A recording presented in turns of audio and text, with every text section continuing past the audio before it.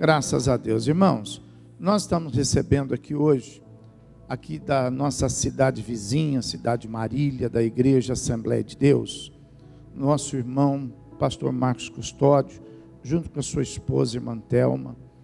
E nós sabemos que temos sido sempre muito abençoados com a palavra que Deus tem trazido para nós através deste seu servo. E nós sabemos que hoje Deus tem algo muito especial. Eu sei que Deus tem algo especial para mim. Para você eu não sei, eu sei que para mim Ele tem. Será que tem para você também? Tem. Deus que te ajude. Pastor, vem para cá, irmão, vem para cá. Eu quero passar a palavra.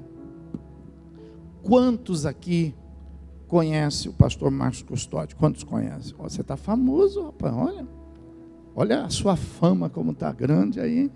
Você está quase alcançando, a Cidinha já está com mais de 1 milhão de seguidores, eu não sei você. A Cidinha está despontando. Esses dias deu um problema no celular dela, aí teve que trocar. Quando chegou o novo, não conseguia abrir porque estava congestionado. Deus te abençoe, fique à vontade. Deus te guarde. A paz do Senhor aos irmãos. Aproveitando que já estamos em pé, vamos abrir a Bíblia. Inicialmente, vamos discorrer por 12 versículos, registrado por Marcos no capítulo de número 2, em uma passagem extraordinariamente densa, pesada, rica, exemplificativa, elucidativa. Uma passagem muito conhecida e muito pregada, e justamente por tudo isso ela é muito pregada. Mas eu penso que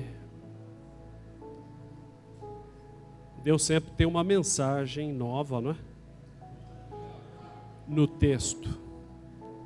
Versículo 1 do capítulo 2 de Marcos diz assim: E alguns dias depois entrou outra vez em Cafarnaum e soube-se que estava em casa.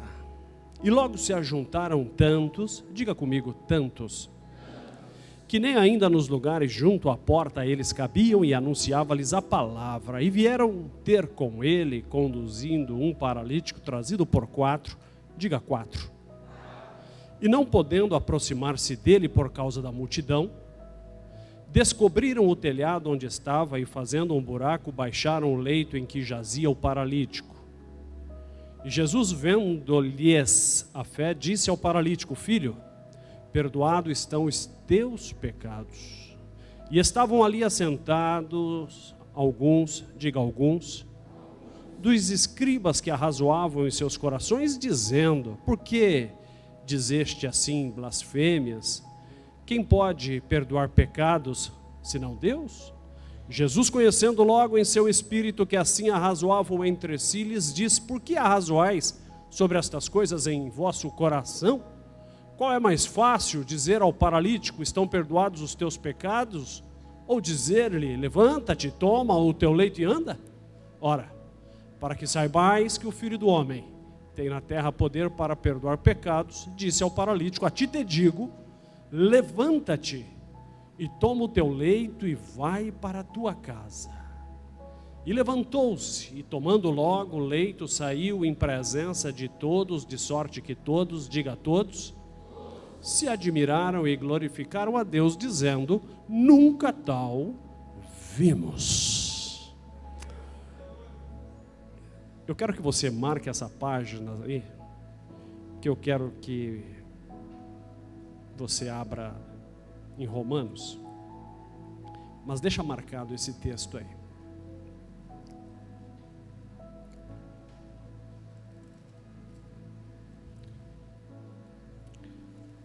Romanos capítulo de número 6, e apenas um versículo, o de número 3, e o desejo do meu coração, com a graça e sob a graça de Deus, é fazer um cotejo entre essas duas passagens e entregarmos da parte de Deus o que Ele já colocou em nossos corações.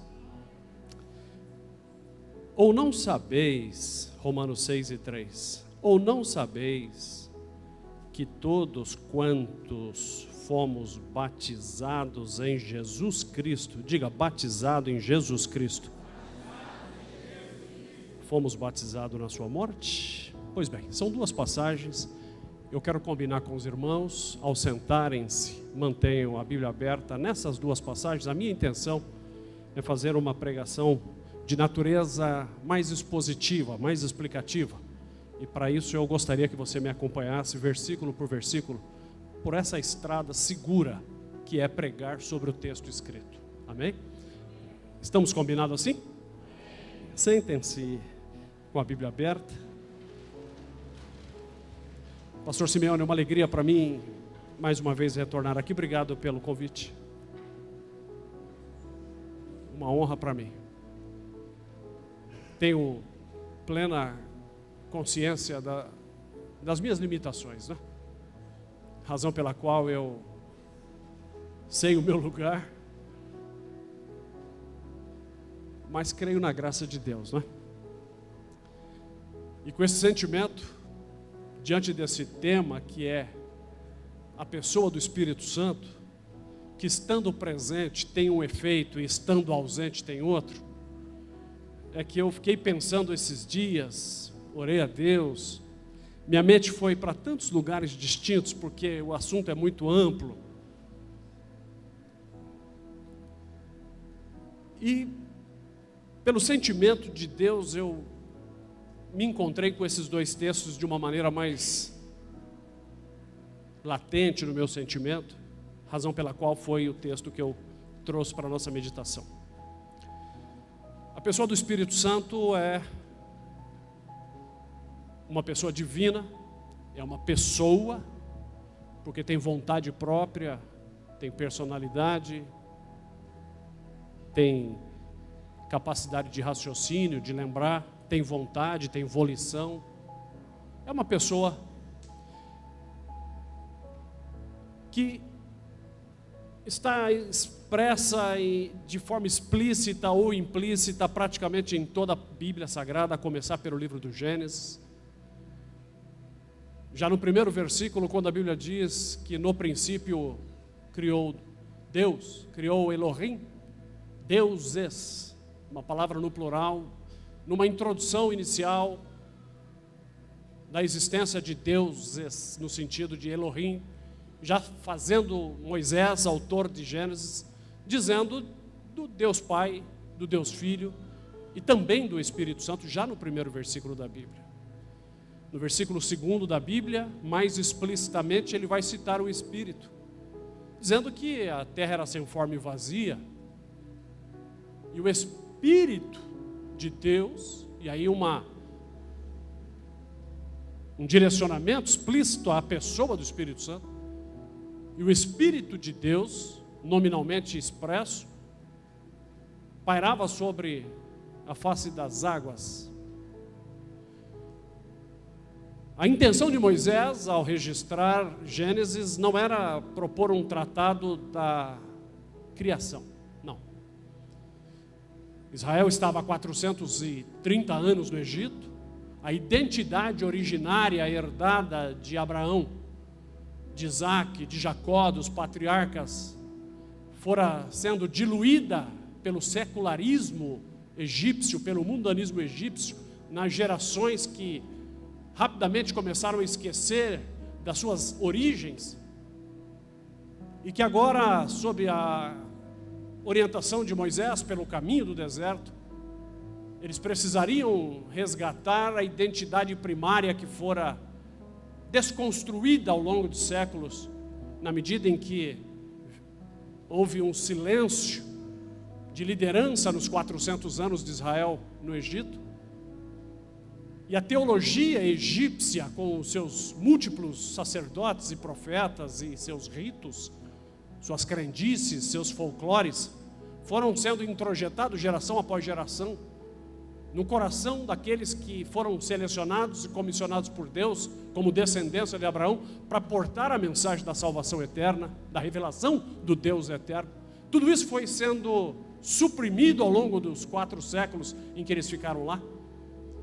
Deus mostra o seu grande poder no processo de libertação através das mãos de Moisés e reacende naqueles corações aquela centelha de conhecimento que estava prestes a se apagar definitivamente, Mas Deus socorre o seu povo, sopra sobre eles as cinzas das crendices do mundo pagão, e ao verem os procedimentos que se sucediam na voz de um homem profeta de Moisés, puderam ver, como Miriam pôde depois testificar em público, quando passaram para o lado de lá pela mediação de Moisés, eles puderam efetivamente ver que os deuses deles nada são e que só o Senhor é Deus.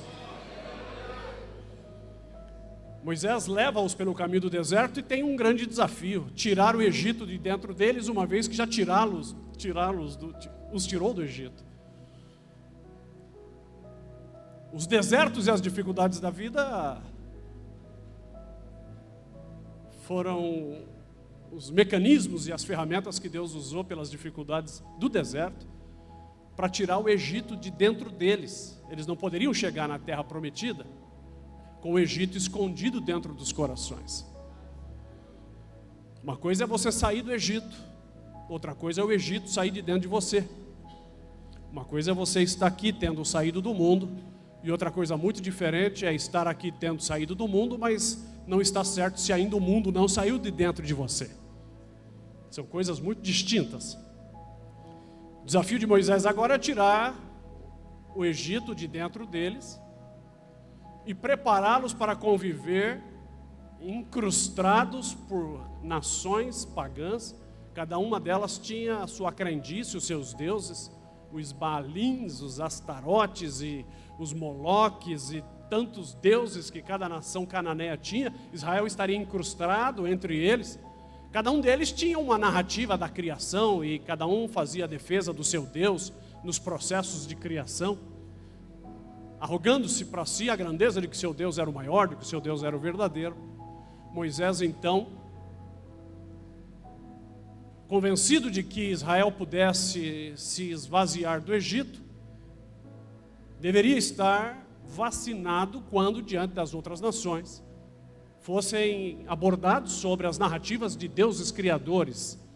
Então Moisés não tem uma intenção de, no livro do Gênesis, nos dar um relato da criação.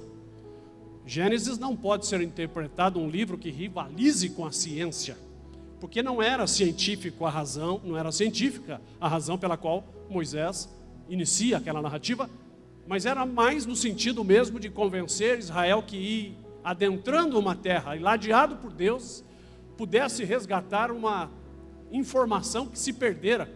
E aí Moisés então começa a explicar o processo, não de criação, mas ele parte do processo da recriação de um caos que existia. Sua mente volta num passado longínquo, ainda antes que existisse homem, e nos dá uma informação muito superficial de uma hecatombe, de uma catástrofe, de uma deficiência que a Terra, enquanto estrutura física, sofrera num passado longínquo, um cataclisma de proporções siderais, e que veio a estar sem forma e vazia. E a primeira referência que Moisés faz do Espírito é que o que era perfeito e uma vez fora desconstruído, de imediato recebeu uma ordem de Deus para que não ficasse sozinha e abandonada, porque a perfeição da criação de Deus não foi feita para, uma vez alvejada, sucumba sem quem a ajude. Deus é o Deus que faz, produz e garante e sustenta, que não abandona aquilo que fez, porque o que fez é a expressão do seu ser. Comissiona então o Espírito, que é Deus, para que no versículo 2 venha sobre esse globo informe, uma mescla de terra e de água e de vida que se mistura numa lama, e dá ao Espírito então o dever de pairar sobre este globo com essa massa informe. E a ideia que nós temos aí é mais ou menos como uma galinha que assenta-se sobre o seu ovo, que tem vida dentro, e se não se assentar, vai morrer a vida, porque vai faltar calor, vai faltar atrito. O descuidado de uma galinha é a sentença de morte da vida que carrega no ovo. E a terra é esse pequeno ovozinho, prestes a concluir um processo de sucumbência. Mas Deus comissiona o Espírito Santo, porque onde tem vida, no que depender de Deus não terá morte. E o Espírito Santo vem e paira sobre a face das águas, e fica fazendo um movimento de atrito, de calor, para preservar a vida, até que ouvisse de Deus os comandos da reconstrução da terra, da reforma, do recomeço. Temos o Espírito Santo cumprindo esse papel glorioso nesse capítulo. Temos o Espírito Santo no capítulo 8, do mesmo livro de Gênesis, quando profeticamente no episódio da arca, lá em cima, Noé, sem a compreensão da altura que estavam as águas, precisando entender quais seriam os próximos passos. A Bíblia diz que ele abre uma portinhola, solta um corvo, para que o corvo pudesse voando. Pensou Noé que se não existisse lugar para ele repousar, significaria que não havia terra firme, que ele voltaria. Entretanto, o corvo não voltou, e nem voltaria, porque o corvo achou na extremidade aquilo que lhe dizia respeito: carcaças putrefadas de vida que havia se perdido e que boiava na superfície das águas, no lugar ideal, onde os corvos vivem. O corvo não voltou, deixou Noé sem a informação. Ele vai e pega um outro ser que voa, mas que tem uma natureza diferente, uma natureza limpa, e solta. Voa, não acha nada, não acha onde pousar, não pousa sobre carcaça e sobre o que está morto, porque a natureza da pomba não é pousar sobre aonde há morte. Essa é a natureza do corvo. Volta. Passa os dias, a pomba volta do segundo voo e traz em seu bico uma folha de oliveira. Noé compreendeu que havia terra firme, que a pomba desceu em algum lugar e aquilo era um indicativo. Ele solta uma terceira vez e essa pomba não volta mais. Numa leitura simples e muito técnica desse texto, nós não conseguiríamos inferir a mensagem que esse texto traz, mas na ousadia da mensagem profética, na ousadia da interpretação profética, aliás, ousadia é essa que está muito racional ultimamente, as pessoas não andam muito com coragem de interpretar a Bíblia no sentido geral dela, né? Muito tecnicidade na compreensão, na exposição, mas aqui a ousadia me permite dizer que esses 3 voos eram um símbolo. O corvo voa, simboliza um espírito de sujeira, um espírito que se afina, que se alinha com imundícies, e não voltou para a arca. A arca era um símbolo da presença de Deus. Poderia ter problema, como de fato tinha, mas era melhor estar com um problema dentro da arca do que fora dela, exposto à morte. A arca sempre será um lugar de vida. E a arca é uma imagem da igreja. As pessoas às vezes acham ruim, né, que a gente tem problema na igreja, que na arca tem... Imagina a arca de Noé, fétida, não é? Urina que corria, quando ela chacoalhava a urina do elefante. E alguém dizia, meu Deus, que ruim isso aqui, né? Mas você tem a opção de ficar lá fora. Então a gente aprende a viver na arca, mesmo com os desconfortos, mas aqui há segurança e há promessas. Lá não. Lá não tem cheiro ruim, mas também não tem salvação. Então nós queremos ficar aqui na arca, amém ou não amém? Mas o corvo não quis ficar aqui, porque aqui é o lugar da salvação, ele quis ficar no lugar de morte. A pomba é o símbolo clássico do Espírito Santo, que voa a primeira vez e não acha lugar nenhum. O Espírito Santo voa a primeira vez na dimensão da humanidade e não acha lugar nenhum. nenhum lugar que se fizesse digno de ele repousar, até que Deus, e isso é profético, porque no segundo voo ele acha um ramo de oliveira e pousa sobre lá, pega o ramo e traz. Isso é um símbolo de que dentro das condições humanas, nenhuma nação poderia receber o Espírito Santo. Mas Deus levanta, muito tempo depois, um homem chamado Abraão, santifica ele, faz pactos com ele, cinge com sangue de sacrifício, santifica, elege ele para ser líder de uma nação sacerdotal, por meio da qual Deus se revelaria ao mundo. Israel é essa folha de oliveira, essa oliveira verdadeira. A pomba volta e posa sobre Israel. O Espírito Santo achou na nação de Israel, milênios depois do homem existir, o Espírito Santo achou uma nação onde ele pudesse, pelo menos, vir de tempos em tempos, ainda que não comissionado a ficar de forma permanente. Volta, e nós entendemos que no primeiro voo não houve lugar para o Espírito Santo ficar. No segundo voo, houve um lugar para o Espírito Santo ficar, que foi a nação de Israel. E assim vem desde Abraão. E este modelo de relacionamento intermitente do Espírito Santo, não de forma permanente, mas de forma alternada, vindo para missões específicas e pontuais e retornando, vem de Abraão até os dias posterior à morte de Jesus, e nós estamos falando aí de aproximadamente 1.600, 1.700 anos. Mas estar o Espírito Santo na humanidade, focado num único lugar, não é a missão final do Espírito Santo. Porque o Espírito Santo é uma pessoa, é um paracleto, é um ajudador. O Espírito Santo é um ser indispensável que colabora conosco no processo da nossa salvação.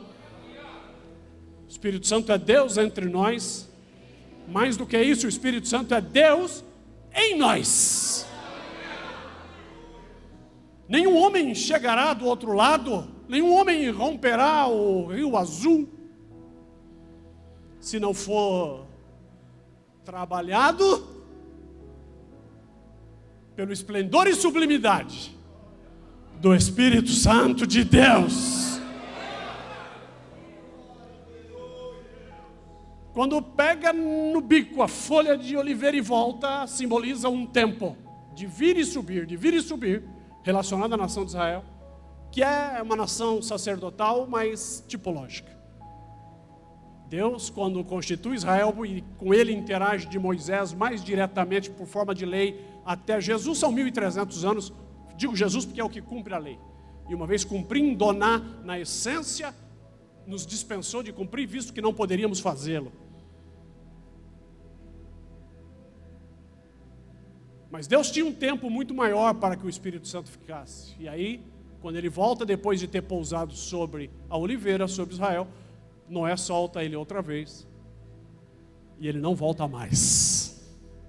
Significa que, se com a nação de Israel a presença era intermitente, intercalada, naquela passagem da arca, no voo da pomba, Deus estava já ensinando um princípio, que quando saísse de sobre Israel, o Espírito Santo viria por todo o mundo,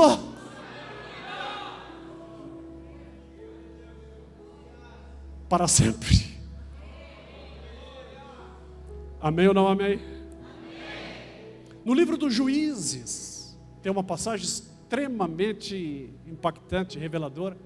Talvez você se lembre da história de Gideão, que no desafio com Deus de fazer um enfrentamento militar, enfraqueceu na fé, e é natural, porque você tem 300 homens para lutar contra 100.000, até eu, né? E aí ele vai orar a Deus e diz: me dá um sinal, Deus, eu confio no Senhor, mas o negócio aqui é bem diferente, né, de qualquer racionalidade. Deus falou: não tem nenhum problema, você coloca ali um pedacinho de pano no tempo, e quando amanhecer, e aí Deus diz isso, né, que Deus quer atender o que Ele quer propor. E ele propõe a Deus e diz: olha, eu quero colocar um paninho lá fora e eu quero que o Senhor faça com que todo o orvalho da região, durante a noite inteira, num raio aí de não sei quantos quilômetros, todos eles não caiam aonde eles estão programados originariamente, mas que todos eles sejam conduzidos para um pequeno pano que eu vou colocar ali fora, alguns metros da minha porta, de forma que pela manhã eu indo lá, o campo esteja todo seco e o pano central esteja cheio de orvalho. E assim foi, e deitou de manhã, ele correu para conferir isso, saiu pisando na terra seca, chegou lá, pegou um tecido umedecido, muito encharcado, trouxe, apertou, encheu taças, e o orvalho que não caiu na extremidade caiu naquele pano, e aquele pano encheu uma taça de orvalho, e foi um milagre suficiente para ele crer que Deus estava com ele na peleja. Entretanto, a natureza humana falou mais alto, mas ele também era parte de um processo do próprio Espírito Santo. E ele propõe um segundo desafio a Deus e diz: eu quero fazer diferente, não se acenda a sua ira contra mim, nesta noite vou lhe pedir uma outra prova. E eu quero voltar com esse mesmo pano lá, e eu quero que amanhã, ao contrário, esse pano amanheça seco, e toda a terra amanheça muito umedecida. Fisicamente era mais fácil fazer isso do que o primeiro desafio, mas quando amanheceu, ele abriu a porta, saiu, já havia muita umidade no entorno, e a hora que ele chegou lá, o pano estava absolutamente seco, esturricado, parecendo aqueles panos que as nossas maravilhosas mulheres colocam às vezes atrás da geladeira e esquecem uns 2, 3 dias, ou a meia, está duro, seco, não tem nada lá. E ele pega esse pano e é dessa forma. E aí ele compreendeu que Deus estava pelas duas versões, confirmando que ele deveria ir ao desafio de com poucos homens derrotar um exército. Ele vai, conhecemos a história. Essa é uma passagem absolutamente profética, porque esse pano é o próprio Israel. É uma antecipação profética. 1.200 anos antes do dia de Pentecostes, esse pano é Israel. E Deus já sinaliza por essa passagem que toda a graça do Espírito Santo estava sobre Israel e a terra ao redor estava absolutamente seca. Mas haveria um dia que pela rebeldia de Israel, Deus secaria Israel, mas encheria toda a terra da sua graça, do seu Espírito Santo. Você sabe que quando Deus disse toda a terra, ao redor vai estar cheia e o centro vai estar seco, Deus olhou para esta noite, para este lugar.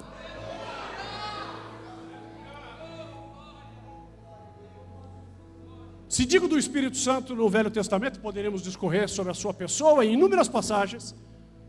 Pedi que você lesse apenas uma passagem no Novo Testamento, poderia sugerir inúmeras mais. Vamos ficar com uma única passagem do Novo Testamento que vai nos fazer remissão a essa pessoa extraordinária que está no começo da Bíblia, mas que também está no meio e que também está a 3/4 e também está ao fim. E agora uma passagem específica no Novo Testamento, registrada na carta que Paulo escreve aos Romanos. Paulo, depois de uma introdução, depois de analisar o pecado das nações, inclusive o pecado do próprio Israel, e por que a graça e o Espírito Santo saem de Israel e vêm para os gentios, Paulo faz esta pergunta. Essa mesma pergunta Paulo escreve e faz a mesma pergunta também escrevendo aos Gálatas, lá no capítulo 2, depois você pode... Esse é um pensamento de Paulo. Paulo está convencido do Espírito Santo fazendo algo. E ele diz: ora, não sabeis que todos quantos fomos batizados em Jesus? E aqui eu chamo a sua atenção porque talvez você possa ter uma compreensão de batismos. Talvez o mais comum, o mais imediato, o mais emblemático seja o batismo nas águas, não é? É uma variável dos batismos bíblicos, em que você tem um recinto onde se batiza, que é a água. Você tem um agente batizador, que é o pastor, o obreiro, a obreira. E E você tem um batizando, que é o pecador, que chega para ser batizado numa confissão de fé pública. Então você tem um agente batizador, um alvo e um batizando. O batizador, que é o obreiro, pega o batizando e mergulha ele na água. E essa é uma sessão solene e pública, porque aí você vai ver que ele se batizou e vai cobrar dele uma postura em alinhamento à conduta das confissões daquele ambiente onde você se batizou. O outro tipo de batismo que a gente conhece e ouve muito dizer é que nos reunimos em torno desse propósito, que é dizer: Jesus, batize com o Espírito Santo. E nós oramos para isso, e cremos no batismo no Espírito Santo. E aí você também tem a repetição desse padrão, porque agora esses três personagens existem e continuam existindo. O batizador, o batizando e o destino onde que você está sendo batizado. Se na primeira versão era na água, o pecador e o obreiro, na segunda versão, que é o batismo no Espírito Santo, que é uma outra variável de batismos, quem batiza agora, o agente operador do batismo, e só ele, e graças a Deus que é só ele, porque aí ele dá liberalmente, e dá para quem quer, e graças a Deus é ele que batiza no Espírito Santo, porque ele não leva em conta CPF, ele não leva em conta endereço, ele não leva em conta sobrenome, ele não leva em conta a cor da pele, ele não leva em conta a conta bancária.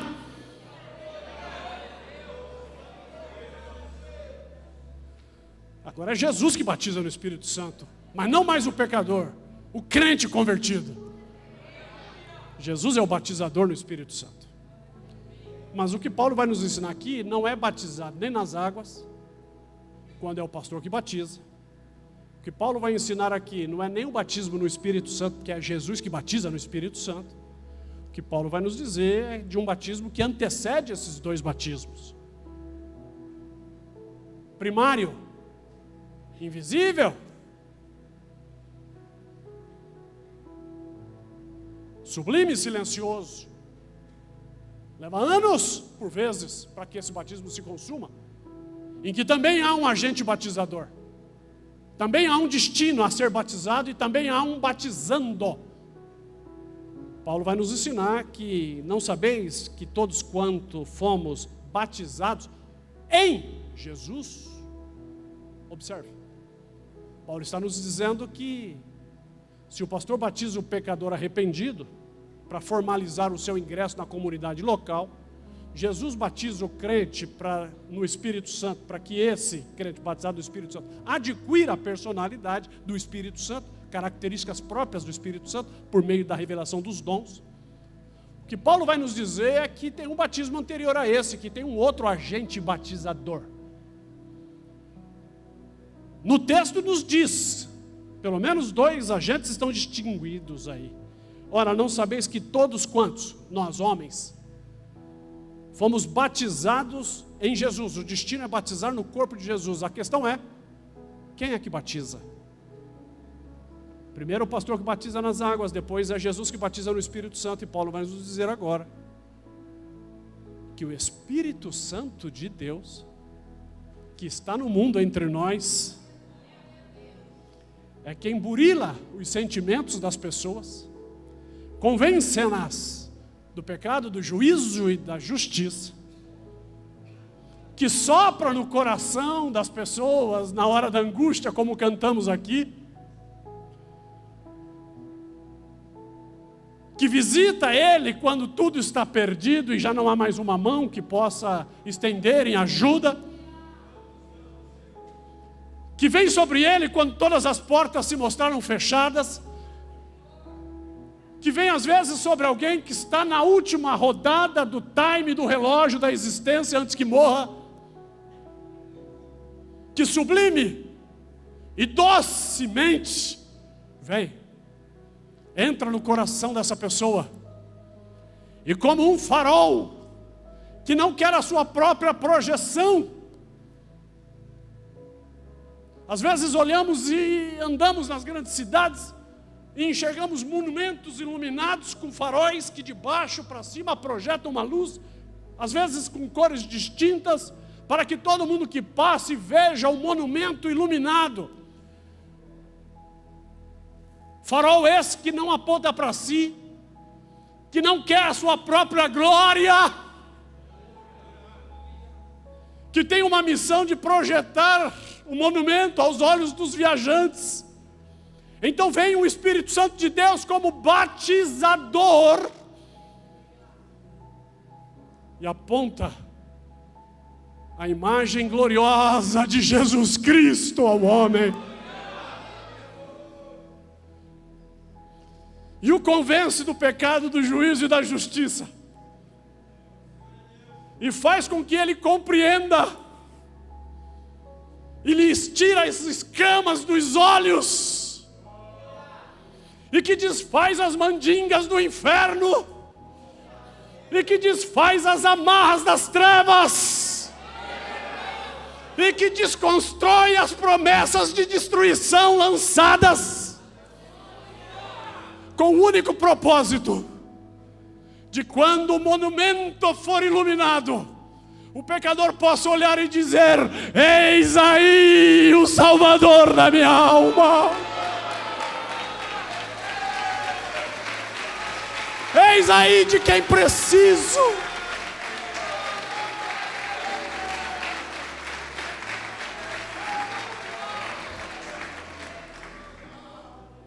Quem me esvazia é o Espírito Santo.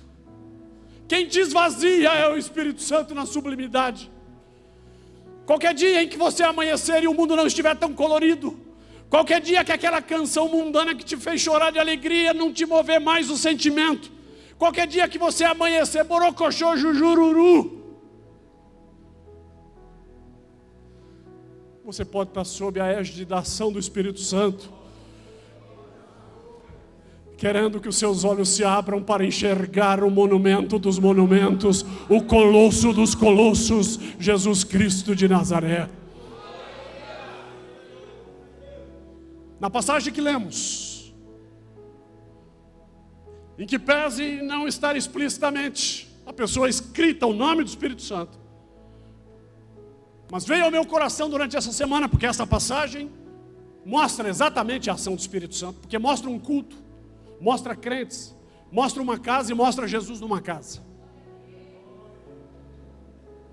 E o que acontece neste culto e nesta casa é uma tipologia, é uma antecipação profética de todos os cultos que aconteceriam em todos os lugares do mundo, em todos os tempos. Jesus reúne nesta passagem todas as variáveis que compõem um culto cristão, com todas as bem-aventuranças que nele há, e também com todas as vicissitudes e todos os defeitos que podem existir nele. Jesus vai nos deixar isso como um culto modelar, como um paradigma, como uma referência. Eu volto continuamente como obreiro nesse culto, porque tento me encaixar dentro desses perfis, que lhe convidei para repetir algumas palavras comigo, e você bondosamente o fez. E se você se recorda, você repetiu a palavra tantos, repetiu a palavra 4, repetiu a palavra alguns e repetiu a palavra todos. Foi isso? Amém ou não amém? É porque aqui estão todos os grupos dos quais inevitavelmente nós estamos dentro de um deles nesse culto. Quer a gente queira ou não, a gente está aqui dentro desses 4 grupos. Não tem outros, nós estamos aqui. Alguns são dignos de nota positiva do Senhor Jesus, e outros passam não com uma repreensão, mas com um olhar sem menção, dando a tônica do que é que Jesus acha de alguns outros grupos. Jesus estava em Cafarnaum, ele volta a Cafarnaum, já era uma celebridade de muita popularidade, e a sua fama sempre vinha à sua frente. Ele está em uma casa. Há uma controvérsia, se é dele essa casa, se é alguém que lhe emprestou. Para hoje, isso é indiferente. Ele está em uma casa, e a sua presença é impossível não ser sabida. Afinal de contas, ele é o Pai das luzes. Ele é a fonte do quê?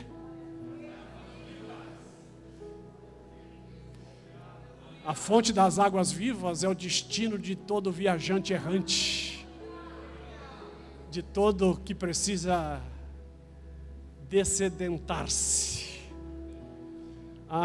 Que cada avenida dessa cidade tivesse uma fonte das águas vivas.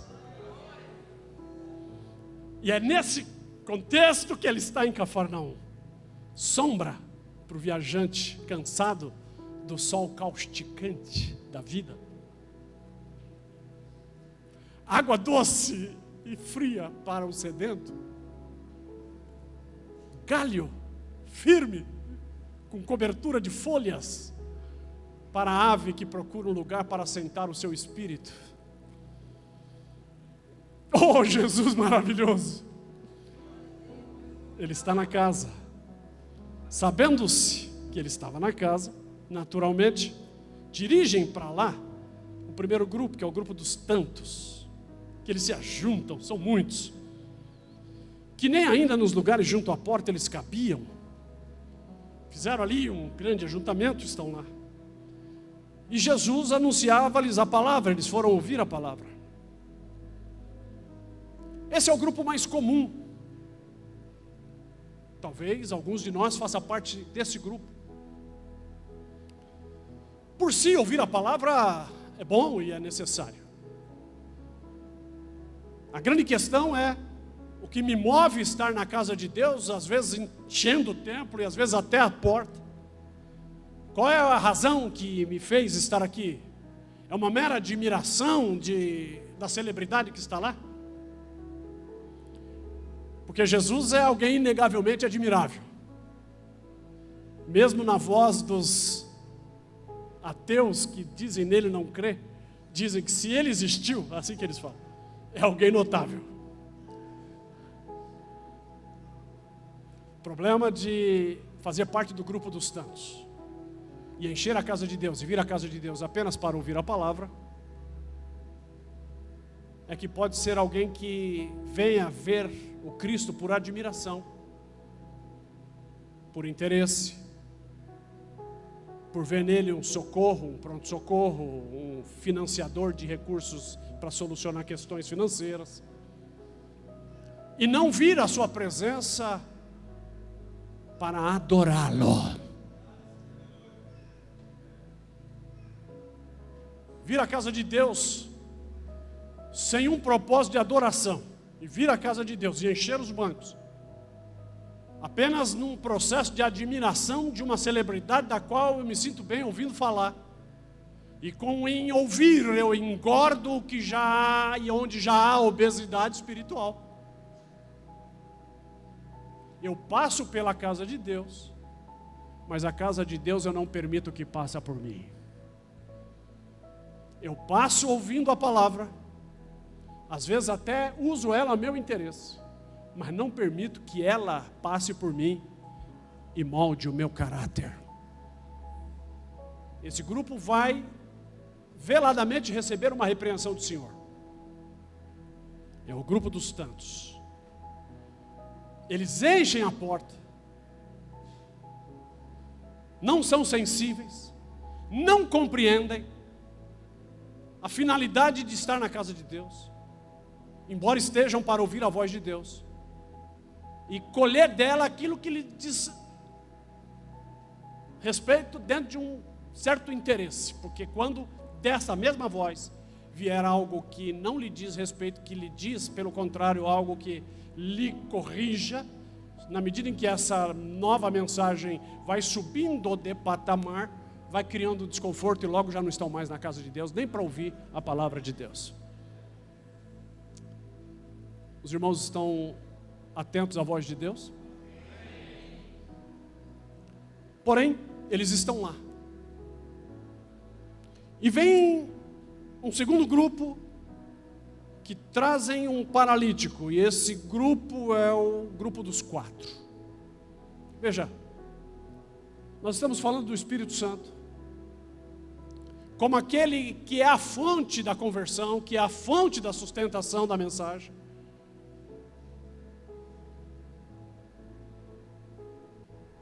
Que é o que sustenta a obra da regeneração, da justificação, da salvação, da conversão, da transformação, da ressurreição, da glorificação. Todas as coisas são operadas pelo Deus Espírito Santo que está entre nós. Mas Ele é o farol que projeta para Jesus.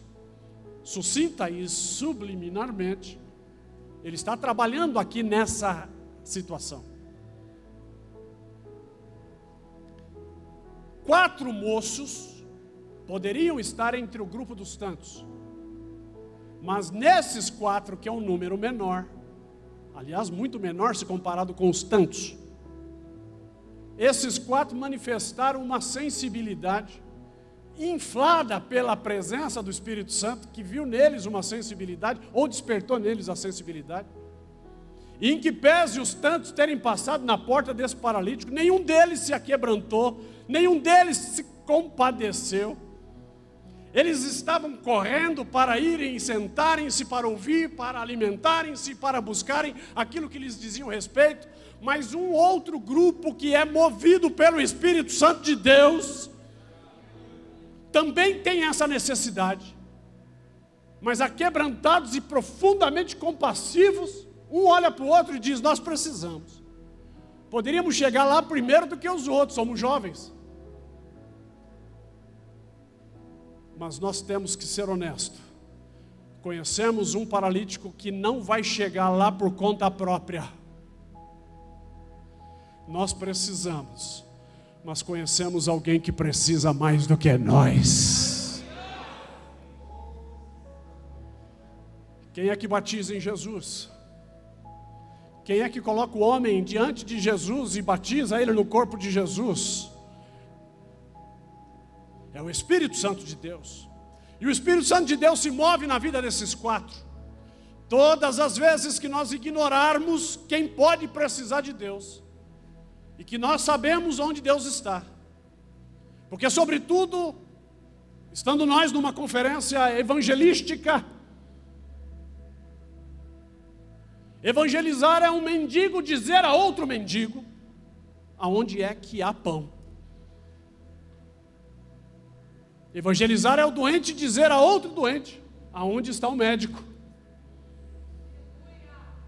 Evangelizar é um ex-prisioneiro dizer a um prisioneiro aonde está o que quebra as cadeias. Se nada disso tiver em nós, nós estamos no grupo dos tantos. Se nós não nos movermos nesse propósito de entender que ser cristão e ser discípulo de Jesus e não apenas admirador de Jesus, porque ser discípulo de Jesus é ser uma cópia de Jesus. Se nós não entendermos que sermos discípulos de Jesus é uma missão, que o Espírito Santo fará por nosso intermédio, se nós não entendermos isso para nós, o Evangelho será um iate, requintado, cheio de bebida e de ostras e caviar, num mar azul, de céu azul, e nunca será um barquinho de pescadores. O que eu quero lhe dizer é que evangelizar não era andar num iate, evangelizar é andar num barquinho de pescadores, buscando e pescando almas para Jesus. Esses 4, esses que fazem parte do grupo dos 4, é a representação daqueles sensíveis à voz do Espírito, porque se faltar o Espírito, o paralítico não entra aqui na presença de Jesus. Se não houver quem mova, se não houver uma consciência de que eu preciso de graça dar o que faz bem a mim, que de graça recebi. Sobretudo esses 4 é a presença do próprio Espírito Santo, cooperando com Jesus no culto. O Pai comissionando Jesus, Jesus com o auxílio do Espírito Santo. E os 4 ali representam essa obra que o Espírito Santo promove. Eles buscam os 4, buscam esse um. Porque se falta o Espírito, ó, não há oportunização que Jesus precisa para operar o que precisa operar. Amém ou não amém? Amém. Esses 4, sob a influência, certamente não consciente, mas sensíveis e manipulados pelo Espírito Santo, levam o paralítico, porque o paralítico precisava mais e não poderia por si estar ali, naquele culto. E a consciência e fé que Jesus vai destacar, porque em outro versículo vai dizer que Jesus vendou-lhes a fé, tanto dos 4 como do paralítico. Essa fé necessariamente passou por uma indagação. Você pode curá-lo? E alguém disse não. Você pode curá-lo? Ele disse não. Você pode curá-lo? Não. Você pode curá-lo? Não. Mas a minha fé diz que se eu levar na casa de Deus, eu o colocarei diante do que pode curá-lo. Jesus não honra o resultado final da sua performance de fé. Jesus honra o desejo que você tem de dar o primeiro passo de uma performance eficaz. Jesus não te dará um galardão porque você foi até o fim da linha. Jesus te dará um galardão porque você decidiu entre múltiplos caminhos pôr o pé no primeiro caminho, no caminho certo. A vida é dada já no primeiro passo dessa caminhada.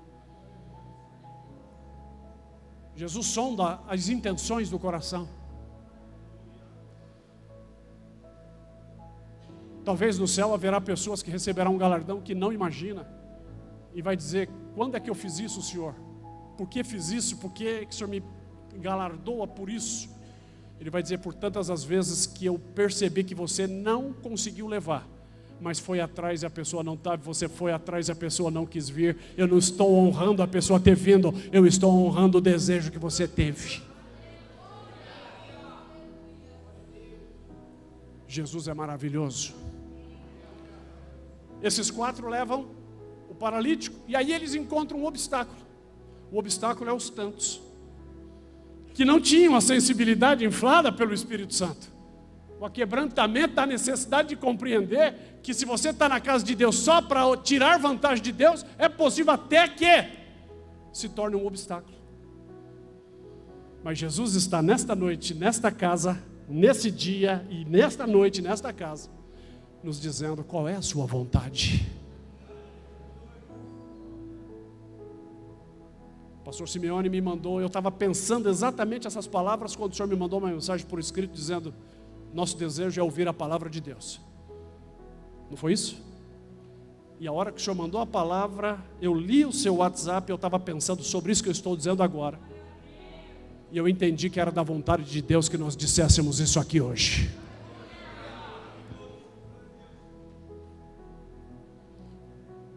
Porque estar na casa de Deus, com o único e egoístico propósito de engordar a si mesmo, de comer os alimentos de Deus e viver as benesses de que o reino de Deus produz, e me limitar a isso, eu posso, por vezes, me tornar até um obstáculo aos que estão na casa de Deus, querendo fazer uma obra de Deus.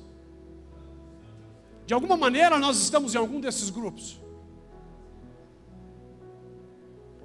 Quando eles chegaram, nenhum deles tiveram a sensibilidade que os 4 tiveram, de ao menos, de não terem ido buscá-lo, pelo menos saírem do caminho para que ele entrasse pela porta e trouxesse o paralítico na presença de Jesus. Estavam tão cegos, estavam tão neutralizados, tão ausentes de compaixão, numa terra estéril de compaixão alheia, uma absoluta falta de empatia humana sequer, muito menos espiritual. Símbolo de quem vai à casa de Deus com o propósito de se locupletar, de se enriquecer a si mesmo e só por si. O Evangelho diz respeito ao outro. Você sabe onde que Deus quer ser glorificado? Existem muitos lugares onde Deus quer ser glorificado. Mas há um lugar sublime onde Deus quer ser glorificado e o seu nome seja glorificado. Não é no altar da adoração, embora isso é lindo e necessário, nós amamos. Não é no altar do púlpito da pregação, Deus não quer necessariamente ser glorificado aqui. Não é num grande show montado com luzes coloridas atrás dos restolhos e dos escombros do templo de Jerusalém, lá em Jerusalém. Muito menos numa dessas cidades aí consagradas como Camboriú, onde se vão milhares de pessoas para fazer adoração a Deus lá, ou de outra crença, em Aparecida do Norte, onde vão lá multidões, ou lá no Nordeste, no Crato, onde está lá a estátua do Padre Cícero. Deus quer ser glorificado, e a maior glorificação também não é quando você pega os seus dízimos e traz aqui à casa do Senhor, embora tudo isso é válido. Deus quer ser glorificado no outro. O verdadeiro e mais sublime altar de adoração é o que de Deus você entrega para o outro. Aleluia. Não há o que exceda mais em cumprimento da vocação de Deus na vida de um crente do que o outro ser alcançado com a presença de Deus pela sua mediação. Deus quer ser glorificado no outro, porque você pode fazer toda a expressão e toda a exteriorização de louvor e de adoração, em todas as áreas, do canto, do instrumento, do recurso, das vocações, mas terá falhado se o outro não conheceu Deus através de você. Esses 4 encontram os tantos que não tiveram essa percepção, porque esses 4 quiseram glorificar Jesus e não queriam chegar na sua presença de mão vazia. Você ouve a voz de Deus aqui nesta noite? E os tantos lhe causaram um obstáculo.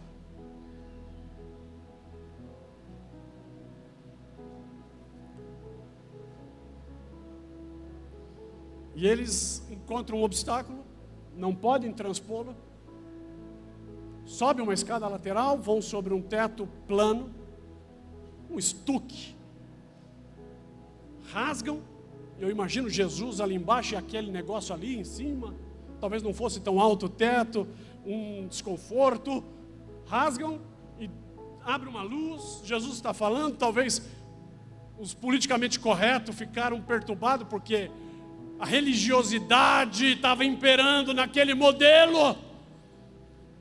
Nós cantamos aqui que eu não quero religiosidade. E nem quero formalidades. Mas eu quero intimidade.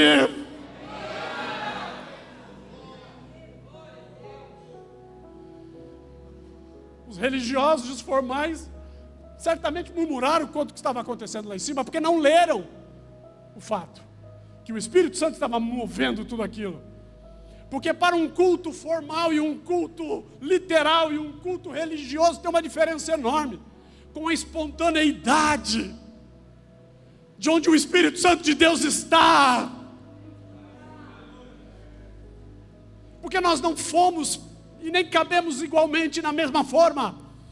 Cada um de nós tem um perfil, cada um de nós tem uma necessidade, cada um de nós vê a luz por um ângulo diferente.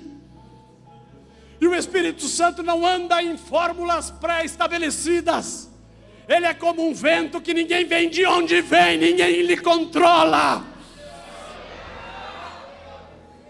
Porque para cada um ele traz uma resposta.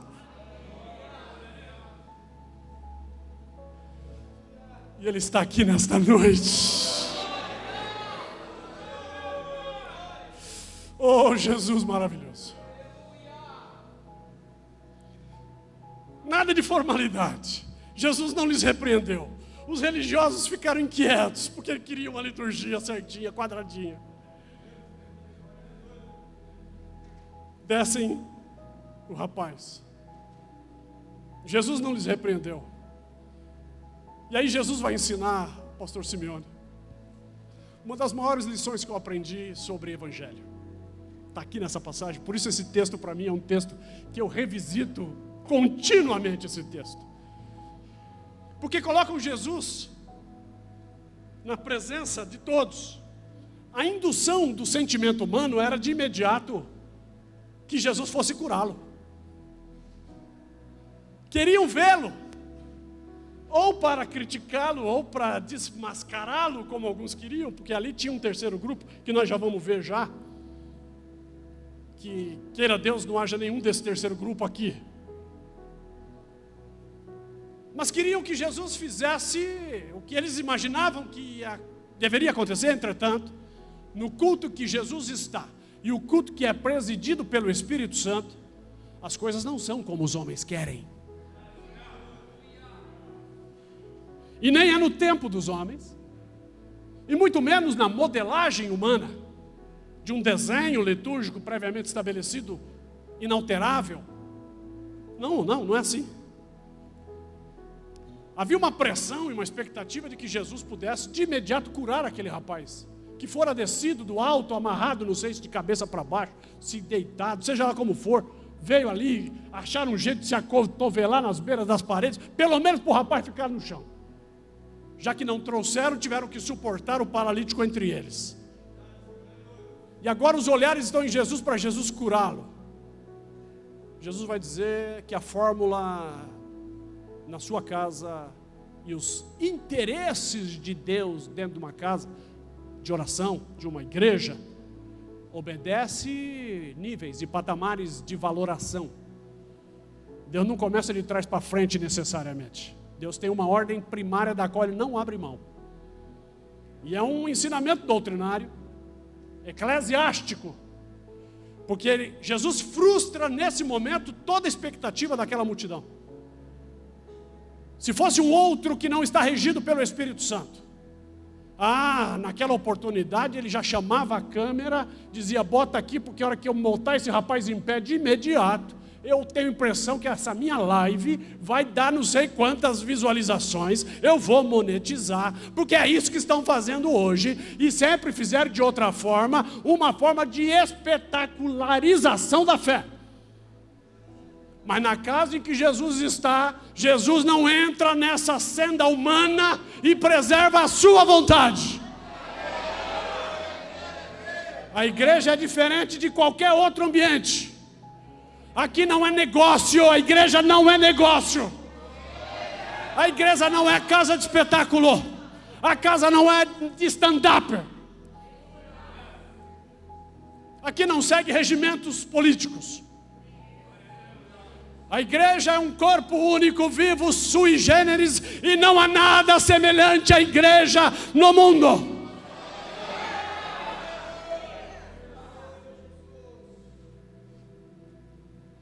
E nem pode ser, porque aqui é onde o Senhor reina.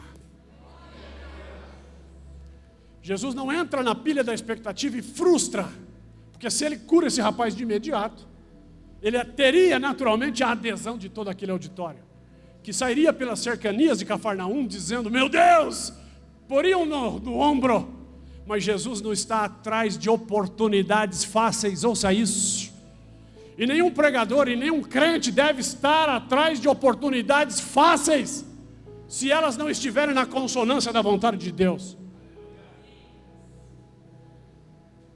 Há uma necessidade de vigilância contínua, de não prevalecer sobre aquilo que não é nosso, aquilo que é de Deus, de não alcançarmos as primazias e os primeiros lugares por vaidade, naquilo que não fomos chamados por Deus para fazer.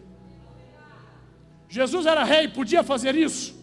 Jesus não precisava dar satisfação absolutamente para ninguém, mas ele frustra a expectativa humana, porque ele não anda segundo a tendência humana. E ele vai nos ensinar que na sua casa quem diz o ritmo é Ele. Quantos creem nessa palavra podem dizer amém? Jesus vai dar uma lição extraordinária neles. O Espírito Santo começou a obra na vida daquele moço paralítico. E esse paralítico tinha uma dependência motora que lhe impedia conduzir-se por si. Mas esse paralítico também é símbolo dos múltiplos paralíticos. que necessariamente não estão numa limitação motora, mas estão nos quartos escuros das dependências, dos porões, das depressões. Os paralíticos que não se movem para vir na casa de Deus por uma profunda decepção que ele teve, inclusive com crentes na casa de Deus, e não vem mais. Nós ouvimos falar de um fenômeno chamado dos desigrejados. Todos eles se escandalizaram, a grande parte se escandalizaram por alguma coisa, se tornaram paralíticos e assumiram que são paralíticos e não querem vir à igreja, optaram por ficar na maca. Paralíticos estão em todos os lugares, mas foram levados por aqueles 4 que foram sensíveis à voz do Espírito Santo. Naqueles 4 o Espírito não faltou. E agora esse paralítico está diante de Jesus, precisa de uma cura física. Jesus olha e vê a fé que havia neles e não naquela coletividade dos tantos. E contrariando a expectativa, Jesus frustra o espetáculo. Olha aqui para mim. Igreja não é lugar de espetáculos. Amém? Igreja é lugar de quebrantamento. Igreja não é lugar para você vir buscar alguma coisa. A gente ouve muito disso. Quem veio buscar, não, antes de você buscar, e você pode levar alguma coisa, porque Deus é de graça, é bondoso, mas antes de você entrar ali naquela porta para buscar alguma coisa, se pergunte o que é que você veio trazer diante do Rei dos Reis, Senhor dos Senhores. A motivação de eu estar na casa de Deus é a consciência de que eu estou diante de Deus e devo adorá-lo na beleza da sua santidade. Se Ele der, amém. Se Ele não der, amém. Porque eu não vim adorá-lo pelo que Ele faz, eu vim adorá-lo pelo que Ele é.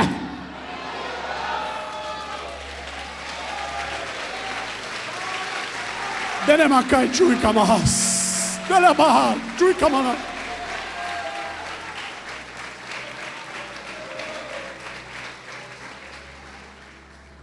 Jesus olha para o moço e contraria aquela expectativa mundana dos espetáculos que estão se fazendo na casa de Deus. É vergonhoso o que estão se fazendo na casa de Deus. Mágicas estão se fazendo na casa de Deus. Psicologia de massa, catarse, hipnose, tudo com o interesse de ludibriar pessoas profundamente afetadas por descompensações da vida, para tirar vantagem delas, como lobos. Jesus olha para aquele moço, não entra na tônica da humanidade e fala algo totalmente diferente. Se você colocar os seus olhos aí, você vai ver o que Jesus disse. E Jesus, versículo 5, Jesus vendo-lhe a fé, disse ao paralítico, a primeira coisa que Jesus disse foi: filho. Aleluia. Jesus estava querendo dizer e denunciar que o primeiro efeito de alguém que está na casa de Deus é ser adotado por Pai.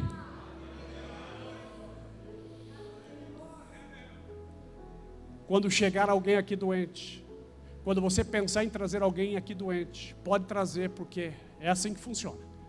Mas antes de você orar para que ele seja curado do corpo, ore a Deus e diga: Senhor, o primeiro vínculo de um perdido que chega na sua presença é por ti ser adotado e ser recebido como filho de Deus. Se não operar primeiro o fenômeno da adoção, com a qual o Espírito diz que Deus nos adotou,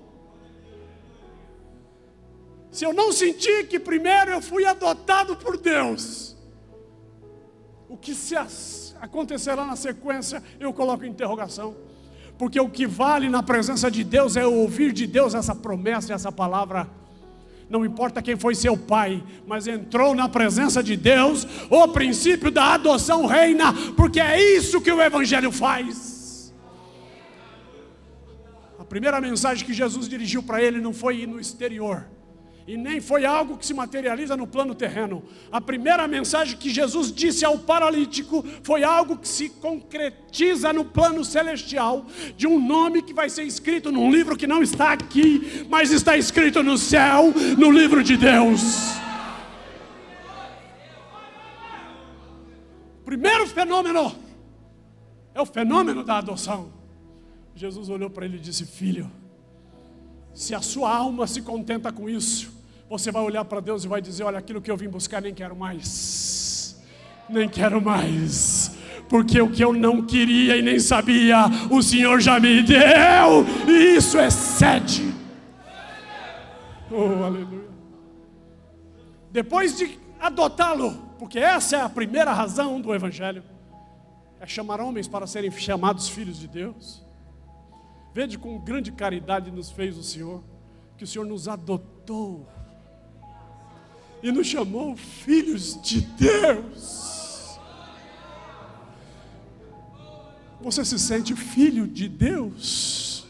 Oh meu Deus, que coisa extraordinária. Depois ele olha para esse moço e ensina a segunda mensagem, essência, coluna central da performance da igreja genuína, que está com o Espírito Santo. Porque se não for isso aqui, se estiver faltando o Espírito Santo, vai sobrar loucura, vai sobrar maluquice, vai sobrar magia, vai sobrar crendice, vai sobrar usurpação. Se faltar o Espírito Santo, vai sobrar heresias, palhaçadas, micagens no altar de Deus. Serão cheios de engraçadinhos, mas não terão graça. Porque se a igreja tem o Espírito Santo de Deus, ela está comprometida de que todos que entram aqui sejam feitos filhos e filhas de Deus. E a segunda mensagem é: os teus pecados lhes são perdoados. Meu Deus, alguém possa desejar mais do que isso? Olha a graça de Deus. Olha a graça de Deus para quem entrou com um pensamento e recebe outro, porque Ele é aquele que faz infinitamente mais, abundantemente, além do que pedimos e pensamos. Graça imarcessível, imensurável, incomensurável, não se pode medir. Graça que nos embasbaca. Quem sou eu? Como cantamos aqui, quando você se depara com a grandeza da graça de Deus, você tem que se perguntar: quem sou eu? Como Davi perguntou: quem é o homem para que te lembre dele? E ele perdoa o pecado desse moço. Olha aqui para mim. A tendência humana era que Jesus, e a expectativa humana era que Jesus, na casa de Jesus, curasse primeiro fora. Mas Jesus ensinou que na sua casa, antes de curar fora, Ele quer curar dentro.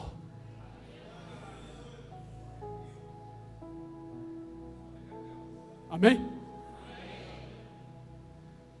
Alguns anos atrás, pastor Simeone, eu fui me arrumar rapidamente no espelho de casa. Botei a camisa, rapidamente, botuei, a hora que eu percebi estava errado. Já aconteceu isso com alguém? A camisa fica errada embaixo, as casas não batem. Aí vou lá, desabotoei tudo, olhei no espelho de novo e botei de novo, deu errado para o outro lado, ficou fora. Eu estava indo para a igreja, segurei, falei: peraí, deixa eu fazer certo. Vou abotoar o primeiro botão em cima. Aí olhei no espelho, abotoei o botão em cima, virei de costas, falei: deixa eu ver como é que faz. Se eu abotoar em cima primeiro, deixa eu ver como é que os outros vão ficar. Aí virei de costas, abotoei o segundo, porque eu pus a mão no primeiro, estiquei o segundo com o segundo, terceiro, quarto, quinto. Quando eu cheguei embaixo, o Espírito Santo de Deus falou ao meu coração: é exatamente assim. Na minha presença eu preciso que você amarre em cima primeiro. Se você amarrar no alto, por isso Jesus primeiro chamou ele de filho, amarrou ele lá em cima. Buscai primeiro o reino de Deus e a sua justiça, e as demais coisas. Aplauda o Senhor nesta noite.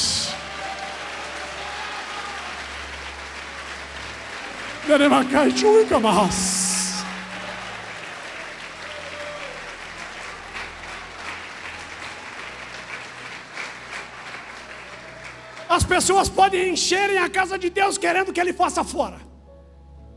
Existem milhares de denominações evangélicas oferecendo serviços fora. Está todo mundo oferecendo serviços fora. Quando Jesus está denunciando já no primeiro culto: eu não vou fazer nada fora, eu não vou fazer nada para você no fórum, destravando aquele processo que você está esperando lá. Não vou fazer nada com aquele problema de briga de vizinhança que é insuperável há 30 anos. Não vou fazer nada naquele conflito familiar. Não vou fazer nada naquela enfermidade que você tem. Não vou fazer nada fora.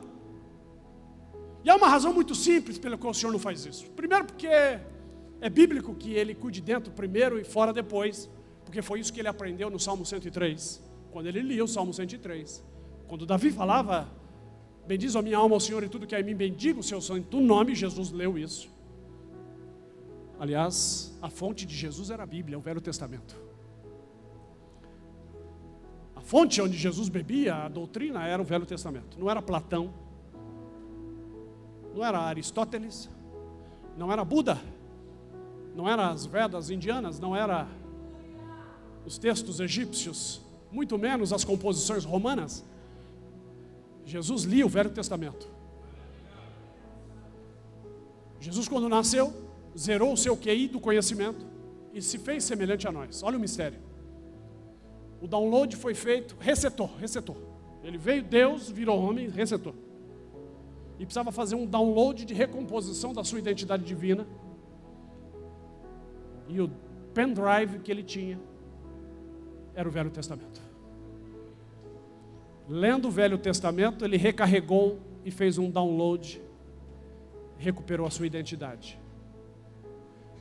A Bíblia, para o Deus Jesus, era a ponte que o ligava ao Deus Jeová.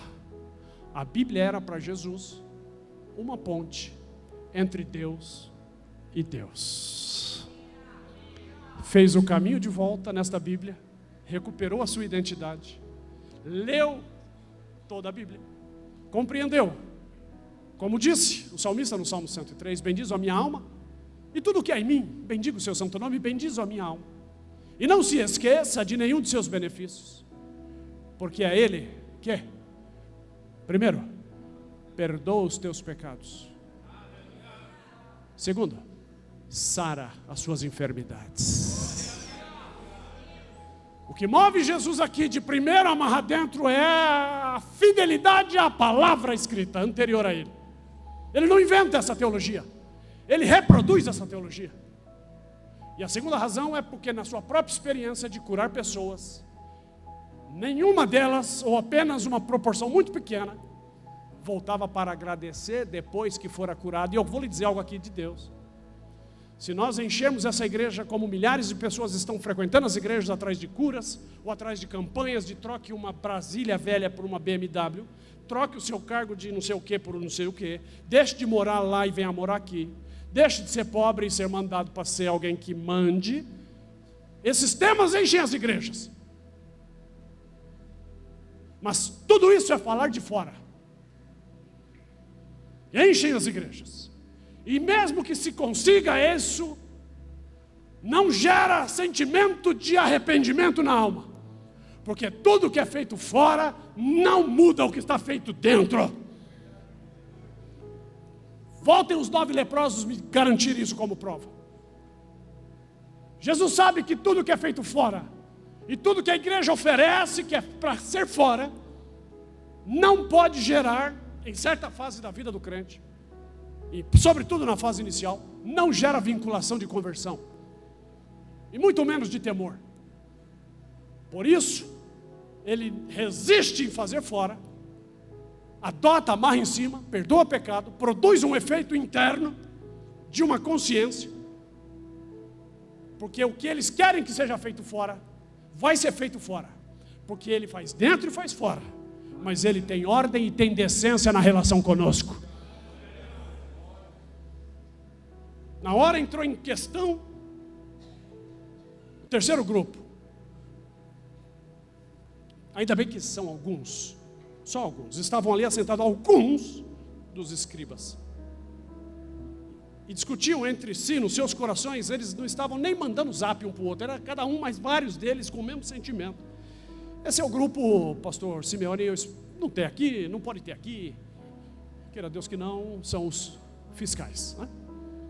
Os fiscais da teologia, que não fazem parte dos tantos, que não foram para ouvir, ainda que com imperfeição, não fazem parte dos 4, mas tinham um propósito muito específico, que era observar o bom andamento das coisas para depois os fiscais. Jesus conheceu o que eles tinham em seus corações e os aborda sem que eles tivessem dado a saber a Jesus. Significa que na casa em que Jesus está, Jesus lê os corações, ouve os pensamentos, porque Ele é onisciente. Tudo que você pensou e que eu pensei aqui, Ele viu e conhece a palavra. Quando ela se inicia no meu pensamento, na velocidade antes de chegar no meu lábio, Ele já ouviu a minha palavra. E Ele olha para aqueles homens e diz: vocês estão arrazoando em seus corações sobre algo, porque estão dizendo em seus corações que eu não posso perdoar pecado, que é só Deus, logo sou um blasfemo, sou um usurpador. É isso que vocês estão dizendo. Agora, o que é mais fácil? Jesus se dirige a eles. O que é mais fácil? Dizer: estão perdoados os teus pecados? Olha aqui para mim. Convenhamos, isso é fácil, porque a confirmação disso não é aferível. Eu digo: perdoados estão os teus pecados. Quem é que pode dizer se aquilo está ou não está? Eu sou favorecido pela dificuldade de aferir se o que eu disse é verdade ou não. Há uma subjetividade na resposta. Isso é muito fácil, e eu comecei pelo fácil. Fácil para vocês, não para mim, porque eu sei o preço que é ter que fazer a garantia do perdão desse aqui. Mas o que é mais fácil, dizer isso: perdoados são os seus pecados, ou dizer: levanta, toma a tua cama e anda para esse que está com uma dependência motora, que vocês conhecem desde quanto tempo? E que se eu disser e não acontecer, é aferível, porque não aconteceu e eu vou ficar de mentiroso. Mas para que vocês saibam que o Filho do Homem, e aí ele invoca para si aquilo que eles estavam negando na crítica.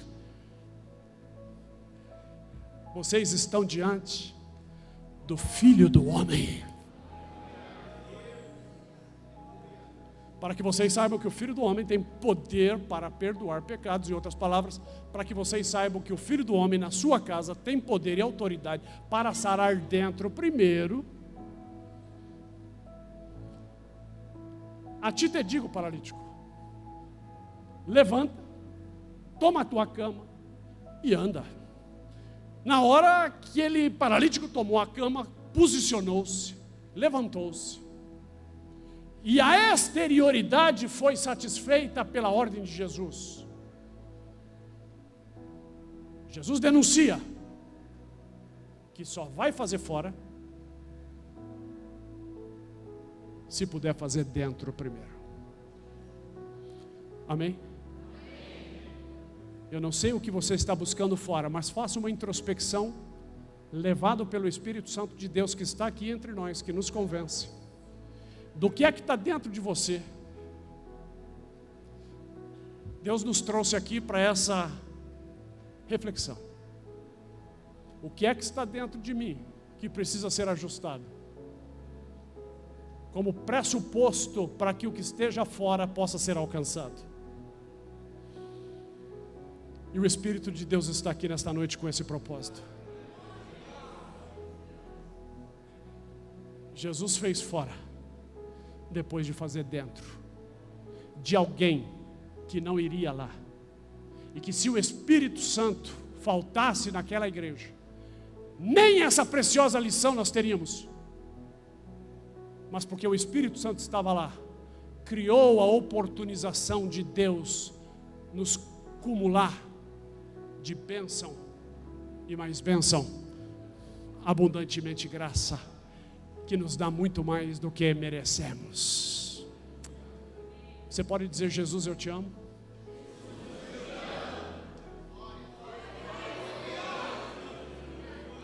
E Ele está aqui nesta noite.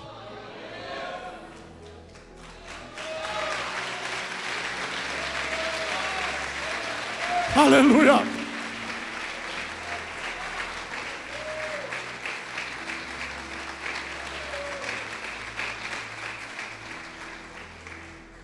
Para concluir, tem um quarto grupo,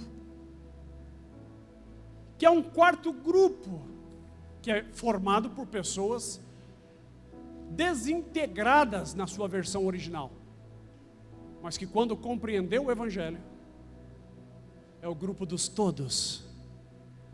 Os todos são os muitos que com a mensagem se converteram e se aquebrantaram. Os todos são os fiscais que entraram com um propósito, que viram que estavam errados e que na presença de Deus as coisas são diferentes. Os todos são os 4 que não tinham dimensão da profundidade da obra que eles estavam realizando, quando se permitiram ouvir a voz do Espírito, em compaixão e empatia para o de fora. Explodiu na mente dos 4 a profundidade do efeito do seu gesto. E eles se derreteram em gratidão a Deus por terem sido usados pelo Senhor para aquilo tudo. E porque o Espírito Santo que reforma, que transforma, que faz novo todas as coisas, estava lá, mudou a compreensão inicial de cada um tinha sobre culto e sobre igreja. E quando viram o resultado ministrado pela doutrina de Cristo, renderam-se e integraram o grupo dos todos. E o efeito de tudo isso é admirar e glorificar a Deus, dizendo: nunca tal vimos esta maravilha. O Espírito de Deus está aqui. Eu não sei de qual grupo você fazia parte, eu fico me perguntando de qual faço. Mas eu sei que o desejo do Espírito Santo é que você saia do seu grupo e entre nesse grupo dos todos, que com razão, porque os olhos se abrem na revelação do Espírito, você possa ser feliz e glorificar, dizendo: tu és o Rei dos Reis e o Senhor dos Senhores. Aleluia. Põe-se de pé. Pastor Simeone, o senhor pode se dirigir aqui, meu amado? Eu já encerrei.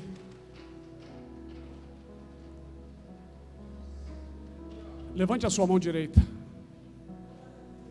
Levante a esquerda do lado da direita. Posso sugerir um bom costume? Não é uma doutrina nem um dogma. Não precisa ser seguido, porque não é doutrina, não é dogma. Aprendi isso com um pastor amigo meu há muitos anos atrás, e eu achei tão lindo. Quando você for aplaudir Jesus na forma de adoração, levante a sua mão um pouquinho acima do seu peito e um pouquinho acima do seu cérebro, ou seja, um pouquinho acima das suas emoções e um pouquinho acima da sua razão, para criar um diferencial do bater palmas, porque a palma do louvor, isso não é doutrina, é um bom costume. É aquela que você, tendo razões para adorar a Deus com palmas, você sai fora da sua razão, sai fora da sua emoção, entra no campo da adoração e quase tocando o céu. Então você levante a mão mais alto que você puder, não é? Aplauda ao Senhor.